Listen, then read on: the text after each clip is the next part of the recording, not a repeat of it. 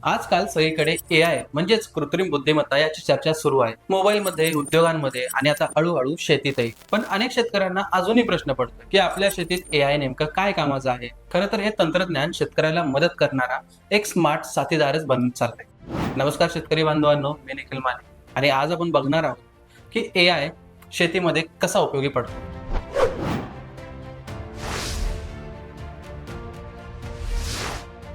उदाहरण घ्यायचं झालं तर पशुपालनात एआय खूप उपयोगी पडताना दिसतंय. काही ठिकाणी जनावरांच्या गळ्यात छोटे सेन्सर्स किंवा स्मार्ट कॉलर लावले जातात. हे सेन्सर जनावर किती खातंय, किती चालतंय, त्याची तब्येत ठीक आहे का, हे सतत लक्षात ठेवतात. एखाद्या गायीला किंवा म्हशीला काही त्रास सुरू झाला तर ते लगेच मोबाईलवरती सूचना येते. त्यामुळे आजार वाढायच्या आधीच शेतकरी सावध होतो आणि वेळेत उपचार करता येतात. तसंच पिकांवर रोग किंवा कीड आली की ते ओळखायसाठी सुद्धा एआय मदत करते. कसं तर आधी काय व्हायचं, पानावर डाग दिसले की अंदाजाने औषध फवारलं जायचं. कधी बरोबर निघायचं तर कधी चुकीचं. पण आता मोबाईलने पानाचा फोटो काढला की काही ऍप्स लगेच सांगतात की हा कोणता रोग आहे, ही कोणती कीड आहे आणि त्यावर काय उपाय करायला पाहिजे. म्हणजेच त्यामुळे चुकीची फवारणी कमी होते आणि खर्चही वाचतो.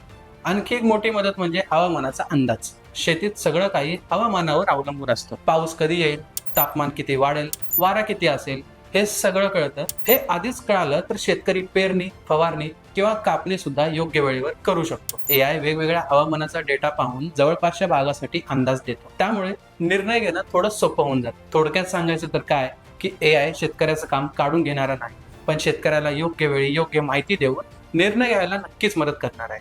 त्यामुळे येणाऱ्या काळात तंत्रज्ञान वापरणारा शेतकरी थोडा जास्त मजबूत दिसणार, एवढं मात्र खरं आहे. आणि अशाच शेती संबंधित सोप्या भाषेत माहिती तुमच्यापर्यंत पोहोचवण्यासाठी पालवी ॲग्रीगो नेहमी तुमच्यासोबत आहे. त्यासाठी तुम्ही सुद्धा पालवी ॲग्रीगो यूट्यूब चॅनलला सबस्क्राईब करा आणि पुढच्या व्हिडिओमध्ये परत भेटूया आणखी एक नवीन माहिती सोबत. धन्यवाद.